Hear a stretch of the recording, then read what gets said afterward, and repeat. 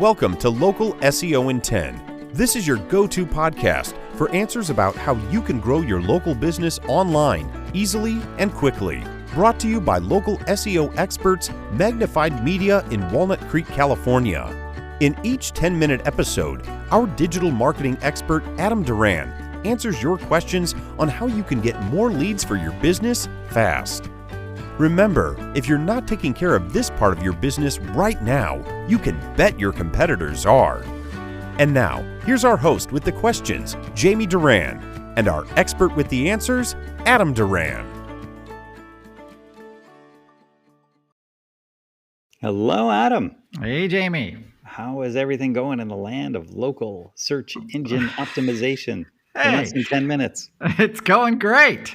They're Excellent. actually, we're going to talk about two big news stories from the past 30 days. So it's the beginning of December as we record this. So these are a couple stories that I saw that parts of those stories relate to local businesses and how, kind of distilling that knowledge for local business owners is what the purpose of this episode is.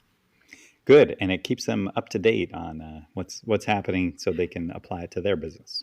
Correct. And over in November and at the end of October, actually, Google had two core updates that overlapped, which we really haven't seen that before. And those core updates, what happens is Google sometimes announces that an update, or they do announce usually, that an update is rolling out, and so they tell you that because they say, hey, you can expect that the results page of searches will be affected, and that could dramatically affect your local business's visibility in your area. And so it's good kind of to understand that when one of those updates happen, there's some volatility. And when two updates happen, it can get really a little crazy. And so the second one that was announced in November, it was called the Google Review Updates. And it was more focused on reviews. So reviews on e-commerce sites, for example, but also reviews for local businesses. And so if you have a local business, you might have noticed, hey, a ton of my reviews are gone. I know we saw that even for Magnified Media, for our company, we saw a bunch of our reviews just disappear. And then new reviews that we saw, like customers and clients would take a screenshot and say, hey, I did this review. And it would go up for a day and then it would be gone. Wow. Yeah. So not even in what does Yelp do? They call it not recommended. Yeah. And Google they're just not even visible. Wow. You wrote them, it's visible to them, but no one else. And so that was part of the update and kind of the repercussions of that. Not so good, especially, there's a lot of fake reviews out there. And so we applaud that effort to kind of do something about that because it was rough. For a long time, you could buy Google reviews for like $1 each. And still can. You can, but now it's very tough to get by their filter. Of course, we can all find examples where that is not the case. But if you are, if you're a local business, this can feel very frustrating, and I understand you feel kind of helpless about it. So one thing that Google did publish because of this is a Google Doc for developers, actually, and it breaks down what they consider important in a good review. I'll put that in the show notes because it's an interesting document because you're like, wow, this is what they base kind of the value of that review. And so probably what happens is, what we can infer is an AI scans that review and then it decides, does it meet these criteria? And so if you have any ability to let your customers and clients know, hey, you can kind of give them a guide of some sort. So when they're writing that review, they can kind of hit these check marks so you can get by that AI. Want to hear some? Yes, please. Because that's what we do with our clients. If they felt that we went above and beyond, make sure you write us a 5-star review, bro. Come on. Yeah, now you want to prompt them. You want to send them an email with prompts, with questions. So Yep. you want them to demonstrate that they're knowledgeable about what they're reviewing. So that means, say that they were a customer. Explicitly say these things. I Say, am a customer. yeah, I am a customer. Provide some kind of evidence, so photos or videos in your review that you are a customer. So that supports the authenticity of your review. Share some kind of quantitative measurement. So some kind of cost, some kind of maybe even anything with a number in it, very, very important, apparently. And it does give a flavor of authenticity.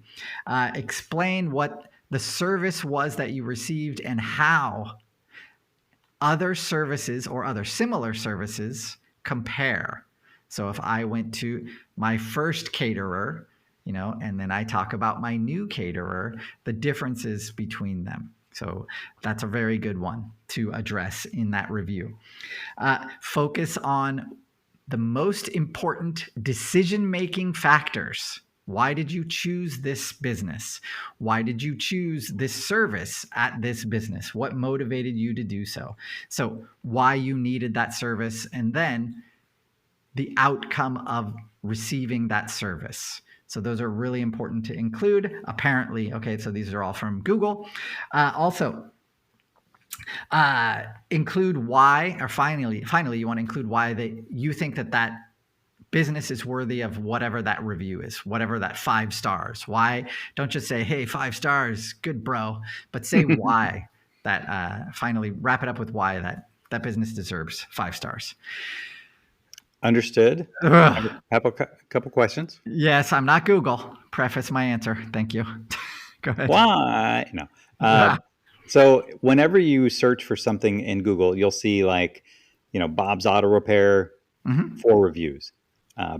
Al's Auto Repair, 3,925 reviews. Yes. How come Google, Adam, is not just saying, look, 3,925 reviews, that's not feasible, and we're going to drop 3,922 of those reviews because obviously they're fake and that kind of stuff. So okay, so for obvious fake ones, you can report them. Anyone can report those fake reviews, and then Google that AI will take a second look at it. That's probably the best we can do right now. I know all of these things probably frustrate everyone, just like they do our clients and myself. But understand, all roads lead back to Google Ads. So Google doesn't make any money on these things. It doesn't care. It only cares about Google Ads. And so those reviews, and whether it helps your business or doesn't, Google doesn't care. It just doesn't. It makes money off of Google Ads. There's your answer. I know it's frustrating. You can probably say the same thing about Yelp, is that how does Yelp make its money? It doesn't care if your business has 5-star reviews. It only cares if you call them and are willing to pay. That's it. So they haven't gotten to the Facebook model of data analytics. Who cares? Facebook. Don't get me started. All right. The other thing, what we also actually have noticed just recently is something that you as a contractor or any business, any local business should know. And that is now what we're seeing are results based on your hours. So if someone searches for your business and you're closed, Google is going to lower your ability to be seen at that time. Great. So we're seeing that results are changing from 8:30 a.m. to 9 a.m. because 9 a.m. is generally for lawyers, for example. That's when their hours are, 9 to 5. But say I'm looking for a lawyer at 6 o'clock. Now, the lawyers that have switched their hours to 24 hours a day, now they have, during those hours, those off hours, have a ranking increase that we've seen. This is actually really, really big in my world, that people now are showing results like this and showing. Google hasn't announced this at all. So if you're listening to this podcast, this is kind of a scoop, Jamie, an exclusive. Dun, dun, dun. Yeah, but I mean, I have seen I've seen this with my own eyes. So we've done reports at 7 a.m. and then done the same exact, because we're like, wait a second, what? The client isn't being found at all? That's crazy. And then we'll do the report at 9 a.m. and now the client's being found throughout the whole area. Who wants those clients that are doing it at 4 a.m? Well, a lot of times those are scammers anyway. We'll say it's 8 p.m. and you're searching for, a divorce attorney or, something. You're searching, you're doing your research. You are a motivated, excellent client, potentially, right? You want the ones, we want the ones, our clients want the ones who are doing the research, who are looking for the best business possible to help them. And if that business just doesn't happen to be open at 8 p.m., that doesn't mean they can't help. That means, the next day they're open and ready to help. Yep. Think about dentists, for example. I mean, that if you're looking for, your kid's next orthodontist, that's going to massively hurt their business. They're following Google's terms of service, which is your opening hours are the hours where you meet someone, not where someone can pick up the phone and call you. And get absolutely. a message. That sounds absolutely insane that Google would do that. Right, and Google? It's very frustrating. Okay. I did want to talk about ChatGPT turning 1, so I'm going to go very quickly through that because ChatGPT did turn 1 year. 1 year old. All right. Remember, ChatGPT is an assistant, Jamie. It's not a replacement. Okay. Not yet.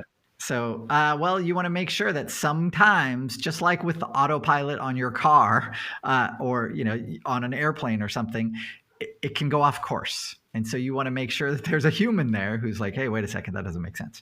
All right. So one cool thing that that has happened since ChatGPT came out is now the ability for plugins to be added to it. And those plugins extend its functionality. What I mean by that is, the regular version of ChatGPT has a set of knowledge that it can base its responses on. The newest version right now that you can have plugins that mean that you can direct it to go to live web pages right now and get information from that web page or a group of web pages. Then they can collate that information. They can make sure they can help you. So, okay, I'll give you a real world example. Say you are a carpet cleaner and you want to build your new website. You do a ton of services, but you're just a carpet cleaner, man. So you can tell ChatGPT, hey, go to all of my competitors, go to their websites, and make a list of all the services that they offer, list their service areas, and then collate that list. And now I have a list of my services that I also do that I can offer on my website.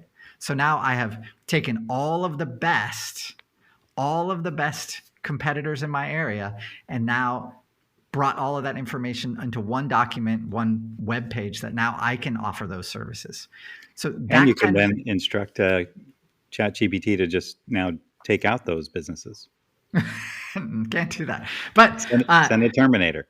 Kind of the cool things about these plugins, the next version, they can now look at images and then they can get information from images, so like a photo of something, and then give you the ability to analyze that photo. You can tell that, hey, analyze the photo or that image for this, and this.